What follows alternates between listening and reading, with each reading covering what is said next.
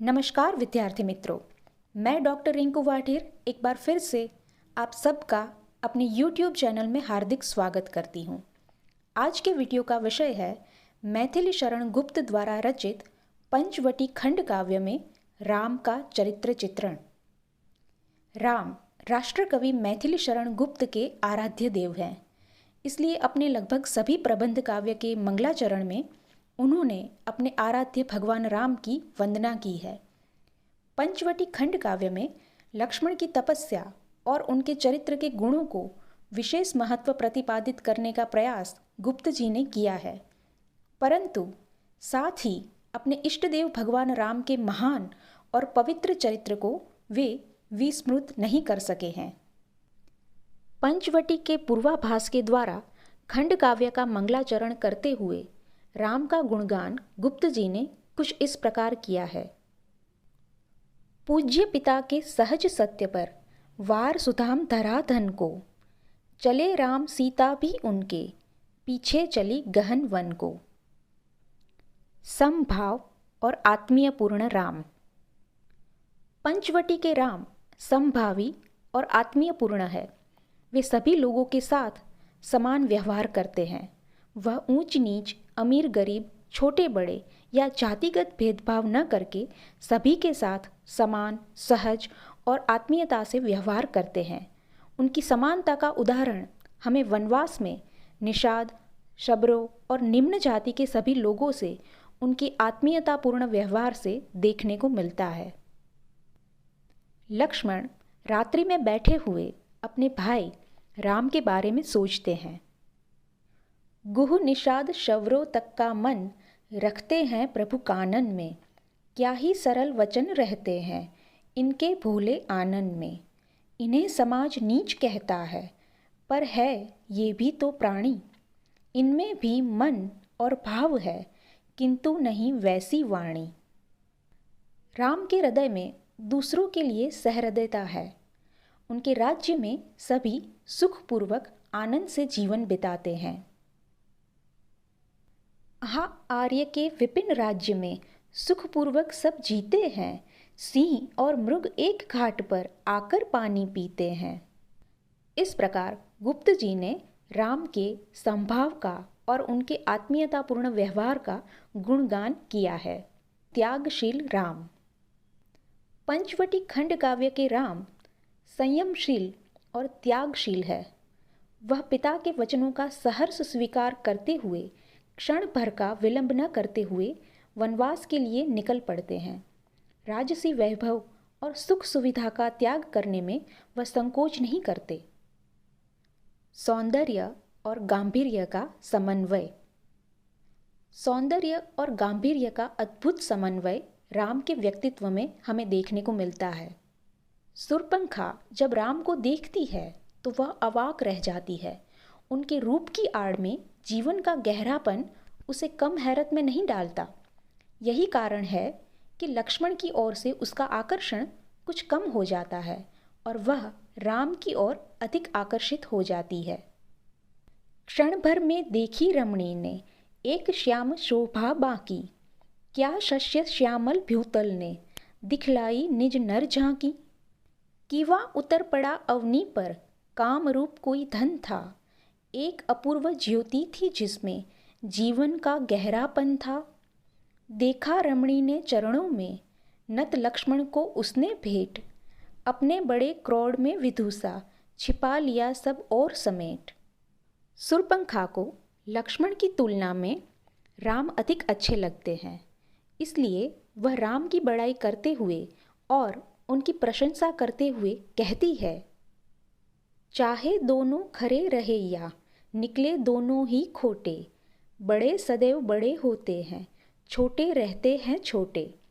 तुम सबका यह हास्य भले ही करता हो मेरा उपहास, किंतु स्वानुभव स्वविचारों पर है मुझको पूरा विश्वास। तो अब सुनो, बड़े होने से तुम में बड़ी बड़ाई है, दृढ़ता भी है, मृदुता भी है, इनमें एक कड़ाई है। राम जब शूर्पणखा से बड़े विवेक और विनम्रता से पूछते हैं, तब लक्ष्मण के पूछे प्रश्न से जो आघात शूर्पणखा को मिला था वह दूर हो जाता है। राम का विवेक और उनकी बात सुरपंखा के लिए उसके हृदय पर लगी ठेस का मरहम बन जाते हैं। उसके आतुर और विह्वल हृदय को संतोष मिलता है। शुभे, बताओ कि तुम कौन हो और चाहती हो तुम क्या? छाती फूल गई रमणी की, क्या चंदन है कुमकुम क्या? बोली वह, पूछा तो तुमने, शुभे चाहती हो तुम क्या? इन दशनों अधरों के आगे क्या मुक्ता है विद्रुम क्या?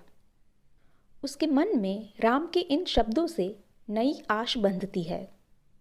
सुंदरता से भरपूर और मुग्ध करने वाली सुरपंखा राम के आगे सुख वैभव और समृद्धि से भरा विवाह प्रस्ताव रखती है। तब संयमशील राम इस प्रकार उसका विरोध करते हैं कि सुरपंखा देखती रह जाती है। सुरपंखा अपने प्रस्ताव में कहती है, पहनो कांध तुम्ही यह मेरी, जयमाला सी वरमाला, बने अभी प्रासाद तुम्हारी, यह एकांत पर्णशाला। मुझे ग्रहण कर इस भामा के, भूल जाएंगे ये भ्रूभंग, हेमकूट कैलाश आदि पर सुख भोगोगे मेरे संग। पर संयमशील और त्यागशील राम सुरपंखा के किसी भी प्रकार के लालच में नहीं आते हैं। वाक चातुर्य में निपुण राम। सुरपंखा राम से प्रभावित होकर लक्ष्मण को छोड़कर राम के आगे जब अपना विवाह प्रस्ताव रखती है, तब राम सुरपंखा को चतुरतापूर्वक मना कर देते हैं। राघवेंद्र रमणी से बोले, बिना कहे भी वह वाणी, आकृति से ही प्रकृति तुम्हारी, प्रकटित है कल्याणी। निश्चय अद्भुत गुण है तुम में, फिर भी मैं यह कहता हूँ, गृह त्याग करके भी वन में सब पत्नीक मैं रहता हूँ। किंतु विवाहित होकर भी यह मेरा अनुज अकेला है, मेरे लिए सभी स्वजनों की कर आया अवहेला है।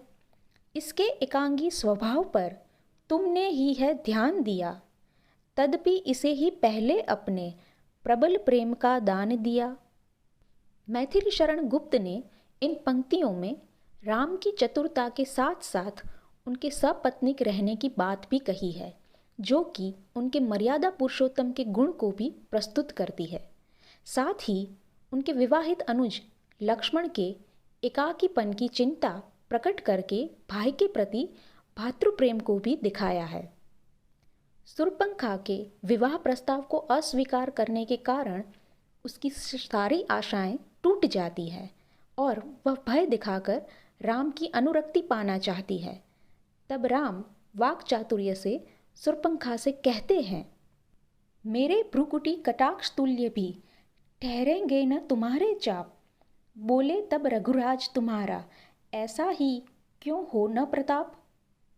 किंतु प्राणियों के स्वभाव की होती है ऐसी ही रीति, परवशता हो सकती है पर होती नहीं भीति में प्रीति।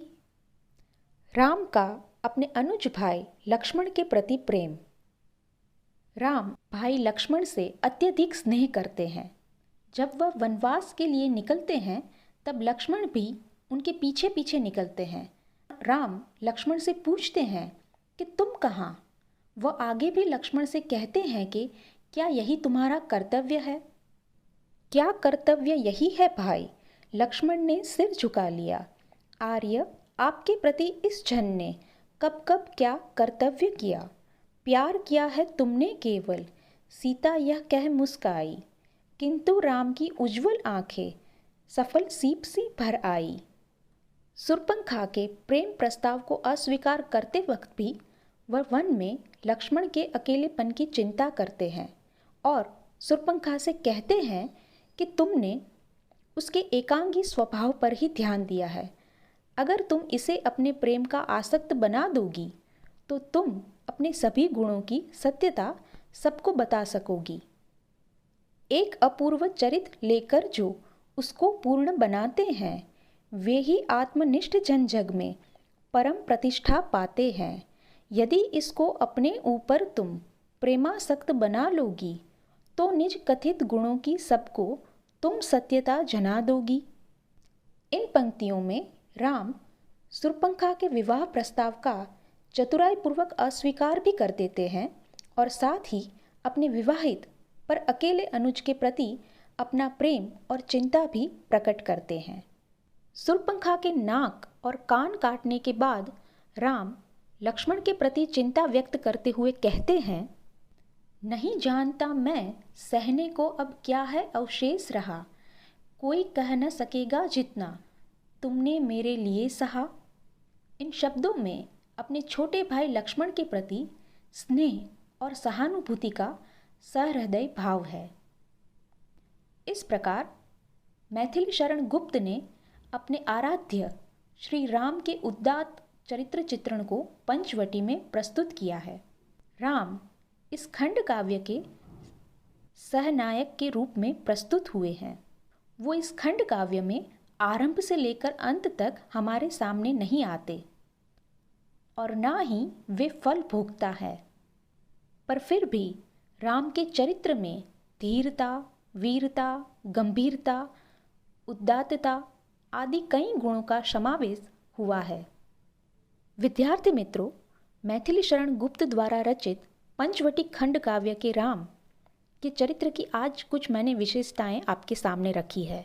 मुझे उम्मीद है राम के चरित्र को समझने के लिए ये वीडियो आपके लिए उपयोगी होगा। इस वीडियो को देखने के लिए आप सबका धन्यवाद।